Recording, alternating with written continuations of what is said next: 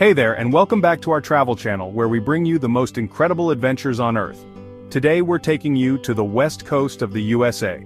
Picture this.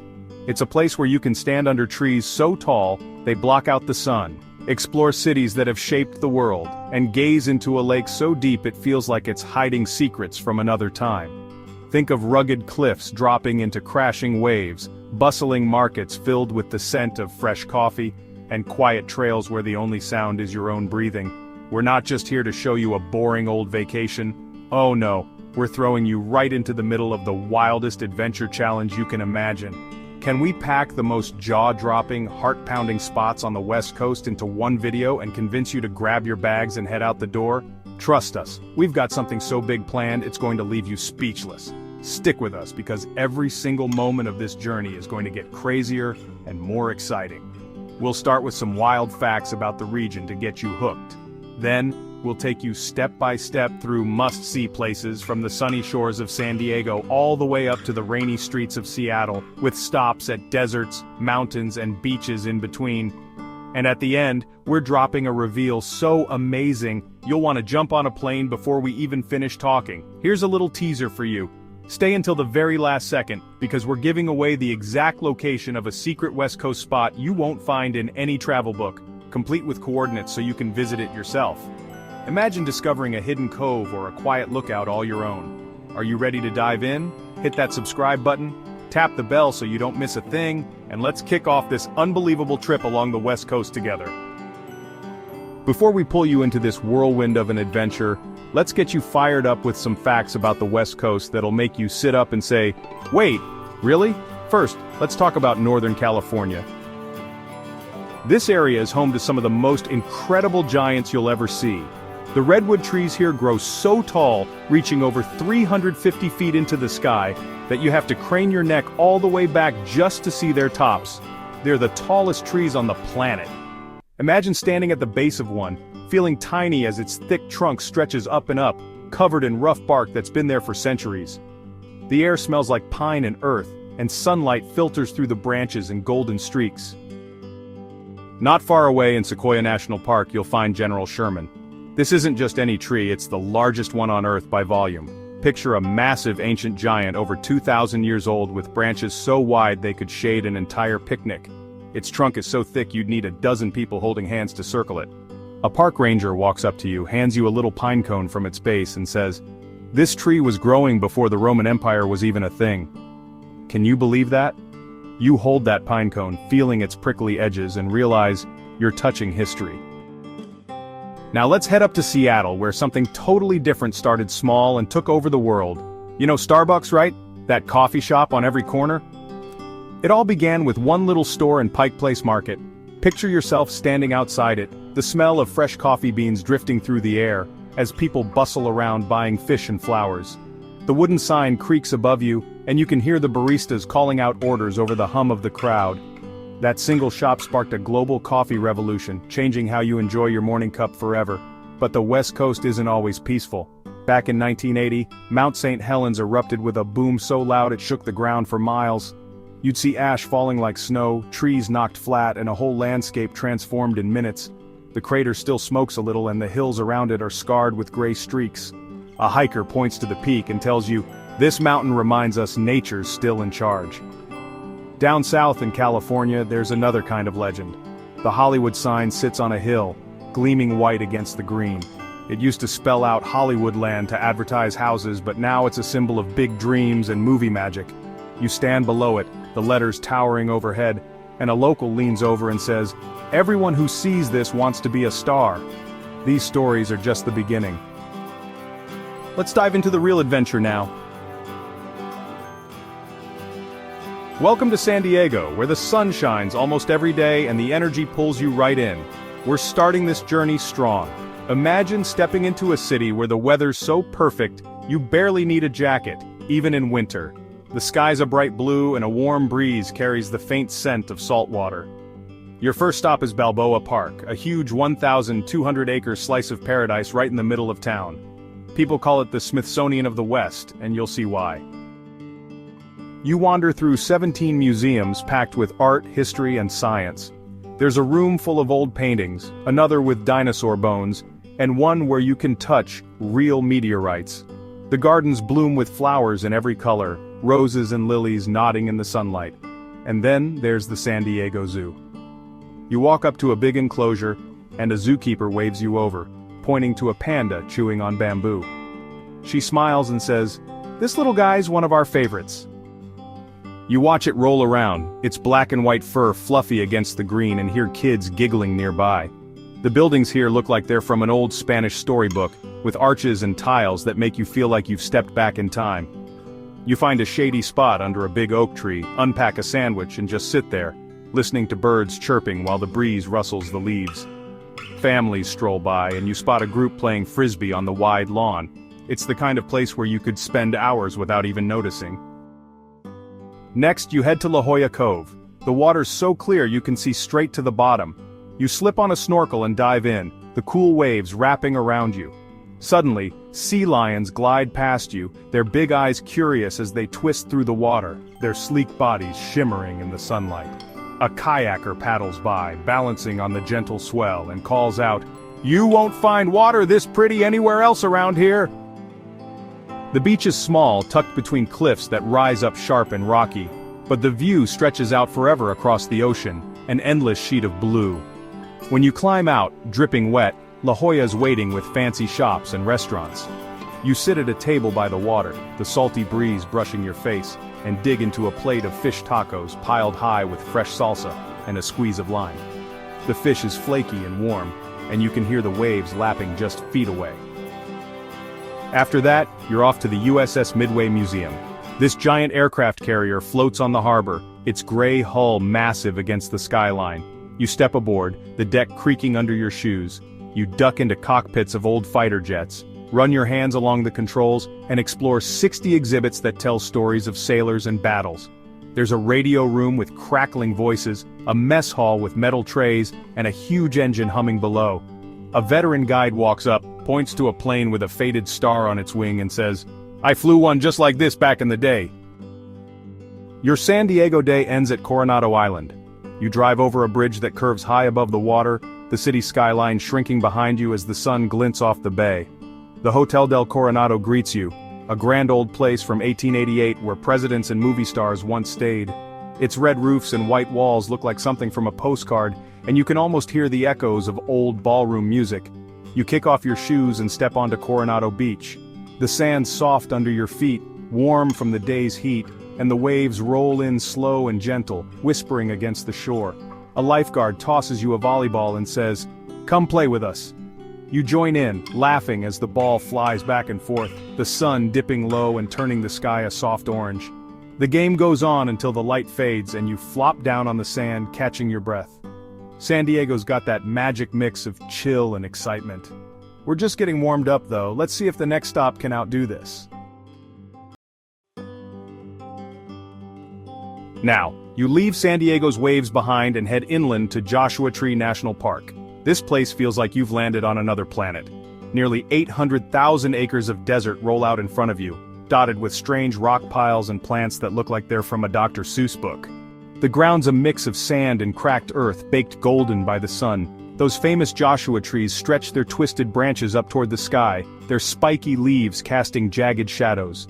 A park ranger strolls over, shows you a spiky leaf and says, "These aren't trees, they're yuccas that have been growing here forever."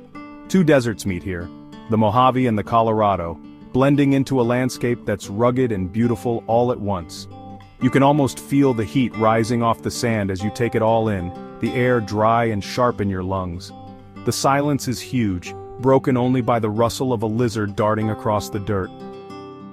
You start walking toward Barker Dam, a little spot ranchers built way back in 1900. It's quiet now, just a small pool of water surrounded by rocks that jut up like old castle walls. Birds dart across the surface, their wings flashing in the light, and if it's been rainy, the still water reflects the cliffs like a mirror, turning the whole scene into a shimmering double.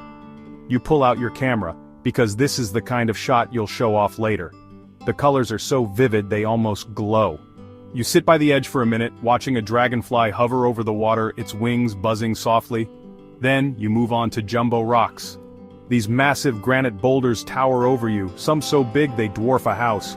You run your fingers over their rough edges, feeling the cool stone under the hot sun, wondering how they've stayed balanced for millions of years. Climbers scramble up the sides, their ropes swaying, and one looks down at you grinning and says, "You've got to see it from up here." You climb a little way yourself, just enough to peek over the top and see the desert stretching out, dotted with more rocks and Joshua trees. In spring, the ground around them lights up with wildflowers, little bursts of yellow and purple popping against the brown desert like nature's own fireworks. You stand there, breathing in the dry air, feeling like you're in a place time forgot, the vastness sinking into you. Joshua trees got a weird, wild charm. Can we find something even more incredible? Let's keep going. Here you are in Los Angeles, a city where nearly 4 million people live and chase their wildest dreams. You start at Griffith Observatory, perched way up in the Hollywood Hills. You step out onto the terrace, and the whole city sprawls below you, glowing in the evening light with a million tiny lights flickering like stars. The Hollywood sign sits off in the distance, big and white against the green slopes, its letters sharp against the dusk. Inside, you wander past telescopes and sit in the planetarium, where stars swirl overhead on a curved ceiling. A scientist walks up, points to a glowing dot on the screen and says, "That light's been traveling to you for 1 billion years." You lean back in your seat, watching constellations spin, feeling the weight of the universe. Whether you love science or just a good view, this spot grabs you and doesn't let go. You linger outside afterward, the cool night air brushing your skin, listening to crickets chirp in the bushes. Next, you're strolling the Hollywood Walk of Fame. The sidewalks covered with over 2,700 brass stars, each one shining with a name you know, like Marilyn Monroe or Tom Cruise. You stop to take a picture, your shoes scuffing the pavement, and a street performer juggling flaming torches shouts, "You're walking on history right now!" You keep going, reading names, imagining the stories behind each star. After that, you head to Venice Beach. The boardwalk buzzes with life. You pass bodybuilders lifting weights at Muscle Beach, their muscles gleaming in the sun as they grunt with effort. Artists sketch portraits on the spot, their pencils scratching paper, and quirky shops sell tie-dye shirts and funky jewelry that jingle as you browse. You grab a cold lemonade, the ice clinking in the cup, find a bench, and watch a basketball game on the courts by the sand. The ball thumps against the pavement, and a player waves you over and says, "This place never slows down." You sip your drink, the tartness waking you up, feeling the energy all around. Your LA adventure wraps up at Universal Studios Hollywood. You step into a world where movies come alive. You hop on the Jurassic World ride, water splashing as a T-Rex roars inches from your face, its teeth glinting in the dim light. Then, you're in the wizarding world of Harry Potter, sipping butterbeer under Hogwarts spires, the sweet foam tickling your lips. The rides jolt you with adrenaline, the wind rushing past as you scream, and the sets let you peek behind the movie magic with props and lights everywhere. A tour guide claps you on the back and says, "You're part of the show now." You wander through Diagon Alley, the cobblestones uneven underfoot, marveling at wands and robes in shop windows.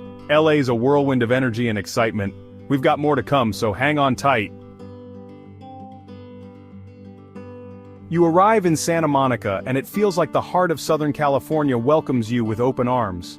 The air's warm, the sky's blue, and the ocean stretches out in front of you, waves glinting in the sun. You start at the Santa Monica Pier, a classic spot that's been around since 1909. You walk along the wooden planks, the salty smell of the sea mixing with popcorn from the stands, your footsteps echoing softly. The Ferris wheel spins slowly above you, its lights glowing as the sun dips low, casting long shadows across the deck. A fisherman at the railing hands you a pole and says, "Try your luck out there." You cast a line, feeling the tug of the current, while Pacific Park's full of games and rides. You hear kids shouting from the carousel, their voices mingling with the clatter of arcade machines. Grab a hot dog from a vendor, the bun warm in your hands, and take in the view of the endless Pacific, its horizon fading into a hazy line. Just a few steps away, you sink your toes into Santa Monica Beach. It's 3 miles of soft, golden sand, stretching as far as you can see, warm from the day's heat. Surfers paddle out to catch waves, their boards slicing through the water, and volleyball players dive for the ball, shouting and cheering as sand flies. You sit down for a minute, letting the warm sand sift through your fingers. watching kids build castles near the water with buckets and shovels. A beachgoer hands you a spare towel and says, "This is where you unwind." You spread it out, lie back, and listen to the rhythmic crash of the waves, feeling the sun on your face. As the day fades, you climb up to Palisades Park. It's a peaceful strip of green high above the beach, lined with tall palm trees swaying in the breeze, their fronds rustling overhead. You find a bench, settle in, and look out over the bay and the Santa Monica Mountains, their peaks soft in the distance. The sunset paints the sky orange and pink, and you hear someone nearby practicing yoga, breathing slow and steady. A jogger pauses, nods at the horizon, and says, "Nothing beats this." You stay until the stars peek out, the air cooling around you. Santa Monica's got that laid-back beauty. Let's see what's next. Big Sur pulls you in with a 90-mile stretch of coastline that's pure, untamed wonder. You're standing where the Santa Lucia Mountains meet the Pacific Ocean, and it's like nature decided to show off. Your first stop is Bixby Creek Bridge. This concrete arch curves gracefully over a deep canyon, 714 feet of engineering brilliance built back in 1932. You lean over the edge, peering down at the waves far below, crashing against the rocks, and the wind tugs at your hair, carrying the tang of salt. Photographers line up beside you, clicking away, their cameras snapping as the light shifts, and one turns to you with a grin saying, "This bridge is a masterpiece against that water." The view stretches out, endless blue meeting rugged green, and you can see gulls soaring in the distance. Then you reach McWay Falls in Julia Pfeiffer Burns State Park. You walk to the lookout, the trail crunching under your boots, and there it is, an 80-foot waterfall pouring straight into the ocean. The water sparkles as it falls, landing on a little beach you can't reach, framed by cliffs covered in green moss. You stand there listening to the steady rush of the flow mixing with the waves below. A hiker beside you whispers, "There's only one other waterfall like this in the whole state." You nod, pulling out your phone to capture the scene, the colors blending into something almost unreal. After that, you explore Garrapata State Park. You step onto 2 miles of untouched beach, the sand cool under your feet, shifting with every step. Trails wind up the bluffs and you climb them, passing groves of coastal redwoods with their reddish bark towering overhead, their branches swaying in the breeze. In spring, wildflowers bloom everywhere, splashes of purple and yellow brightening the rocky cliffs, and you bend down to touch their delicate petals. A ranger hands you a trail map and says, "This spot's a secret worth finding." You pause at an overlook, the ocean crashing below, white foam swirling against the rocks, and take a deep breath of that crisp, salty air, feeling it fill your chest. Big Sur's wild heart beats strong. We're raising the stakes even higher next. San Francisco greets you with its steep hills and misty air. You head straight for the Golden Gate Bridge, a giant orange marvel stretching 1.7 miles across the bay. You start walking across it, the metal humming under your feet as cars zip by, their engines a low rumble. The wind's cool and strong, pushing against you, tugging at your clothes, and you stop to look down at the water sparkling below, boats cutting through the waves. The city skyline peeks through the fog on one side, Marin County's hills on the other, soft and green in the haze. A cyclist pedals past and calls out, "You're on the best bridge in the world." You nod, soaking in every second of that view, your hands gripping the railing as the breeze whistles past. Next, you hop on a ferry to Alcatraz Island. It's just a mile offshore, but it feels like another world. The water is choppy beneath you. You step into the old prison, the heavy doors creaking as you pass, the sound echoing in the empty halls. You peek into cells where Al Capone and other big names once sat, the walls cold, green and gray, scratched with old marks. A guide points to a barred window and says, "They could hear the city but never touch it." You lean close, imagining the distant hum of San Francisco, and then walk outside, the bay stretching around you. Gulls crying overhead as they wheel in the sky. When you return from Alcatraz, you climb up to Twin Peaks. At 922 feet, these hills give you a full-circle view of San Francisco. You stand there, wind whipping around you, spotting the Golden Gate Bridge, the Bay Bridge, and downtown skyscrapers, changing color as the sun begins to set. A tourist hands you binoculars and says, "Look closely, you might see your hotel." You peer through, the city sharpening into focus, feeling its heartbeat below. San Francisco's got a vibe you can feel in your bones. We're not stopping here though. You roll into Cannon Beach, a little Oregon town where nature puts on a show. Haystack Rock rises 235 feet out of the water, a huge dark shape against the sky, its surface weathered by years of wind and waves. You walk toward it at low tide, the sand wet and firm under your boots, leaving shallow prints behind you. Tide pools glisten at its base, and you kneel down to see sea stars clinging to the rocks, their arms stretching out in bright oranges and purples, alongside anemones waving gently. Puffins flutter above, their colorful beaks flashing as they nest in the cliffs, diving into the water with little splashes. A birder hands you a pair of binoculars and says, "Those little guys only show up here in spring." You look up, watching them swoop and dive, and feel the salty breeze on your face, cool and damp from the mist. The beach stretches 4 miles, wide and open, with driftwood scattered like giant sculptures, their twisted shapes bleached by the sun. You wander into town, where art galleries line the streets, their windows glowing with warm light. You step inside one, and the walls are covered with paintings of the ocean and rocks, all done by locals who live this view every day. The air smells faintly of paint and wood, and an artist smiles, hands you a small sketch of Haystack and says, "This place gets into your soul." You take it, running your fingers over the pencil lines, feeling the quiet charm of this coastal spot. You step back outside, the sound of waves a constant hum, and walk along the shore again, picking up a smooth pebble to keep. Cannon Beach wraps you in its beauty. Can we find something even wilder? You arrive at Crater Lake National Park in southern Oregon, and it's like stepping into a painting. This lake sits in a volcano that blew up 7,700 years ago, leaving a massive hole that filled with rain and snow over centuries. You walk to the rim, your shoes crunching on gravel, and the water hits you with a blue so deep, it doesn't even look real. It plunges 1,943 feet, making it the deepest lake in the United States. A ranger stands beside you, points down and says, "You're looking at some of the purest water on Earth." You lean forward, peering into the depths, imagining what's hidden below that shimmering surface, the sunlight dancing across it in ripples. Then, you spot Wizard Island. It's a little cinder cone poking up from the lake, 763 feet above the water, its slopes dark with volcanic ash. You hop on a boat, the wind cool against your skin as you glide across, the water lapping against the hull. When you land, you hike to the top, your shoes crunching on volcanic rock, the air growing thinner as you climb. From there, the caldera walls tower around you, steep and gray, and the lake stretches out like a giant mirror, reflecting the sky above. Nearby, Tokatee Falls waits. You follow a trail through a basalt gorge, the path winding past mossy stones, and the water crashes down 113 feet in 2 graceful drops, mist rising where it hits. You stand at the edge, feeling the spray dampen your hair, listening to the roar that echoes off the rocks. A local nods and says, "This place has a power you can't ignore." You linger there, watching the water flow, feeling its energy. Mount Rainier National Park pulls you in with its massive volcano, standing 14,411 feet tall.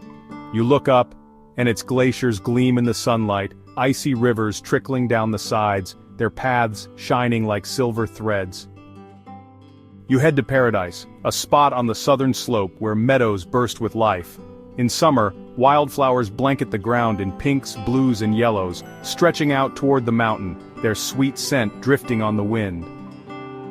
You start hiking a trail, the air fresh and cool, the peak looming closer with every step, its snowcaps stark against the blue sky. A hiker pauses beside you, wipes sweat from their brow and says, "This is the most beautiful place I've ever walked."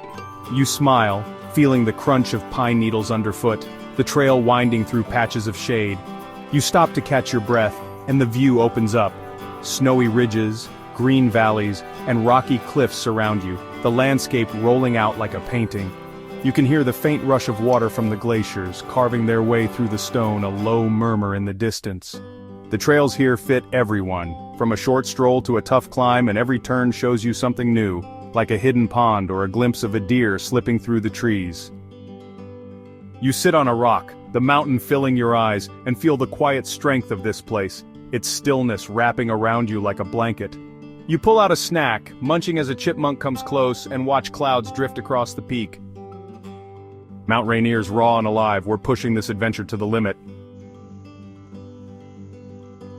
You step into Seattle, nestled between Puget Sound and Lake Washington, a city of over 750,000 people, buzzing with energy. You start at the Space Needle, a 605-foot tower from the 1962 World's Fair. You ride the elevator up, your stomach dropping as it climbs, the city shrinking below you. At the top, you step onto the rotating glass floor, looking straight down at the streets below, cars tiny as toys. The view stretches out, Puget Sound shimmering, mountains framing the horizon, their peaks soft in the distance. A staffer leans over and says, "On a clear day you'll spot Mount Rainier way out there." You spin around, taking it all in, feeling the city's pulse through the hum of the tower. You linger, watching ferries cross the water far below. Next, you wander into Pike Place Market. It's been here since 1907, one of the oldest markets in the country. You weave through stalls piled with fresh apples, handmade soaps, and bright flowers, their colors popping against the wooden booths. Fishmongers shout and toss huge salmon through the air, and you duck as one flies past, laughing at the chaos. The air smells of fish and bread. You stop at the original Starbucks, the very first one from 1971. The line's long, but you grab a coffee, the warm cup steaming in your hands, the rich taste waking you up. Then, you head to the Seattle Great Wheel on the waterfront. You climb into a gondola and it lifts you 175 feet up, swaying gently. The skyline sparkles, the Olympic Mountains peek out, and you lean back, soaking in the ride, the water below dark and calm. A fellow passenger points west and says, "This view's worth every penny." You nod, feeling the cool glass against your hand, watching the lights reflect on the bay. Seattle's got that big city thrill. Olympic National Park sprawls across nearly 1 million acres, and you feel its wildness the second you arrive. You start in the Tahoe rainforest. It gets 14 feet of rain a year, turning it into a green jungle. You walk under Sitka spruce and hemlock trees, some over 300 feet tall and 1,000 years old. Their trunks thick and mossy. Moss hangs like curtains and ferns carpet the ground soft under your feet. You reach out, touching the soft wet green, and hear water dripping all around, a steady patter on the leaves. A ranger says, "This forest feels alive, doesn't it?" Then, you hit Rialto Beach. Huge driftwood logs litter the shore, and sea stacks rise from the waves like giants, their shapes jagged against the sky. You climb over the wood, the ocean roaring beside you, its spray salty on your lips, and spot the hole-in-the-wall arch carved by the tide. Ruby Beach is next. Its sand is often sprinkled with tiny red crystals that catch the light, glinting as you walk. You kneel down, watching the sunset turn the water gold, the horizon glowing. Solduke Falls comes last.